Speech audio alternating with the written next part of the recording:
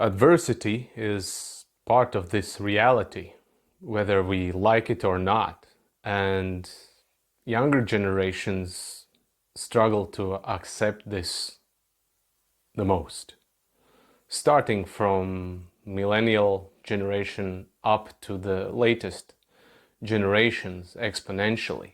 Adversity is here to actually serve us, to help us mature, grow, evolve, become more resilient, gain new skills that are acquired, new experience, expertise. Life is not meant to serve us everything that we want just on silver tray.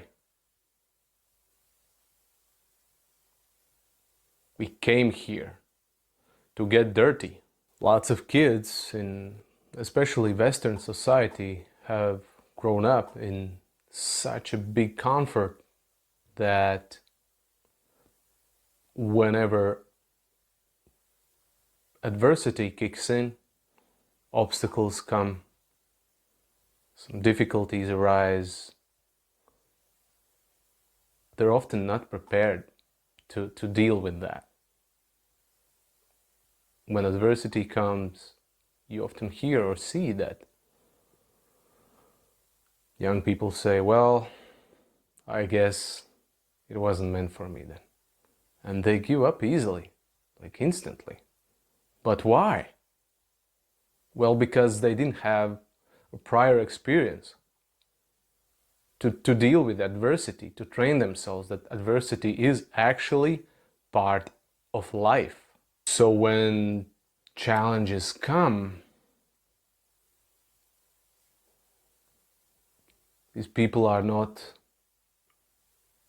confident in themselves that they can overcome them, that they can take on the task and to risk. They don't believe in themselves. Most of their lives, these kids grew in a sterile, pampering bubble that required almost no challenge whatsoever. Kids who grew up in this bubble had little to do with real life situation, real life circumstances. And in this environment, entitlement grows quite hard. Kids decide to stay in longer in their kid selves than it's necessary and resist to grow up.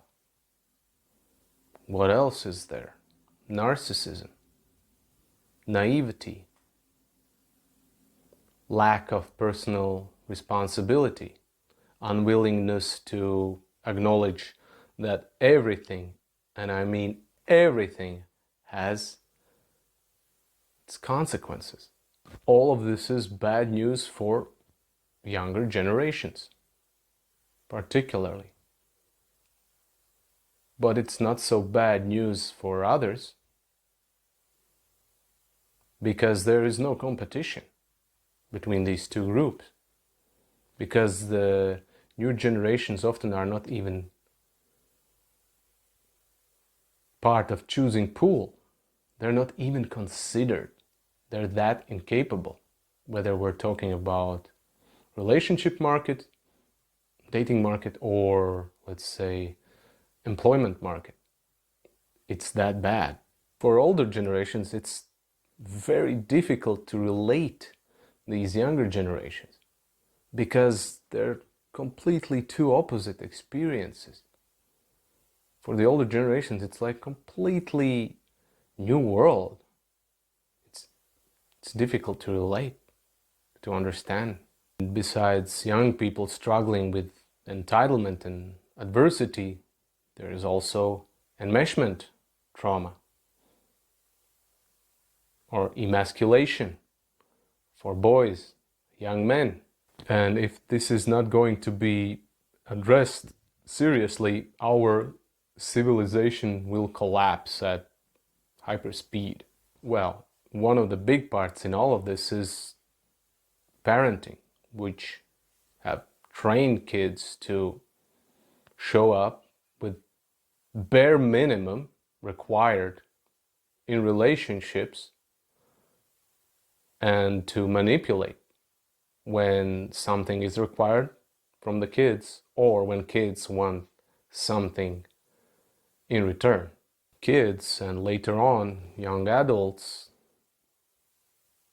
will try to force others to meet their demands, fulfill their needs by exercising pressure, forcing others through manipulation, abuse,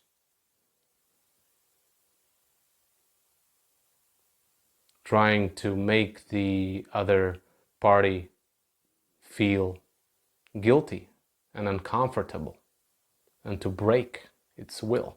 Let's have an example. So, in this example, a father has decided finally to take away video games for a time from his son because he sees his son spends too much time indoors and is not interested in anything else but the video games. And father lovingly decides, well, it would be beneficial for my son to also experience what else is there available in life besides virtual reality. Ideally, to have some sort of physical activities involved. But what does the son does? But what does son decide to do? Son is only interested in video games. Nothing else matters to him. So when the video games are taken away from the son decides, well, I'm gonna be depressed and I'm not interested to do anything else. I'm just gonna sleep in my bed. In this way,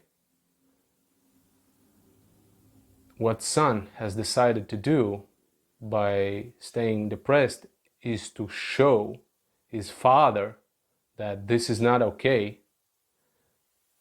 It's a form of ultimatum. Whether you give me back what I want or I will stay like this. I won't even come to eat. I'll just stay like this, miserable, and if you don't comply, it's your fault that I stay this miserable. And most parents in this scenario are not strong enough to maintain their set boundaries. It's too uncomfortable to stay in the midst of discomfort. And so, this child's extreme behavior breaks the will of the parent. And parent allows the child to do what he wanted. And that gives signal to the child that, oh, well, this tactic works. If in future I will be required or asked to do something that I don't want to do, I can always refer back to this. I can revolt to the extreme because likely my father won't be able to keep his boundaries. And in this process, we train child like this, a little tyrant. Most parents give up long-term benefits for short-term gains just to stop the discomfort because parents themselves have not been trained enough to be able to stay in the tension when it's required. It's easier to buy into someone's act of victimhood, disempowering narrative, ignorance. If we do that, we validate that narrative, that identity. Is it loving for the development of that soul? If we buy in to this identity? The answer is no, it's not. So then what is loving? The answer is the opposite. And the opposite means that it's going to be very painful for that soul to overcome this. No doubt about that. I've experienced that. Others have experienced that. The longer we keep people in their disempowering states, the harder it's going to be to reverse that because of the momentum. Boundaries are necessary. They might seem harsh from the outside, but it's love. It's disciplined love. And for many people, the awakening only happens when something super painful arises in their life. A disruptive, crushing event. Sad, but true. But guess what? We souls came here knowing that it's going to be hard and messy. We didn't come here to give up and withdraw. We came here actually to change the unhealthy and dysfunctional and toxic patterns of this earth. We are that powerful to do that.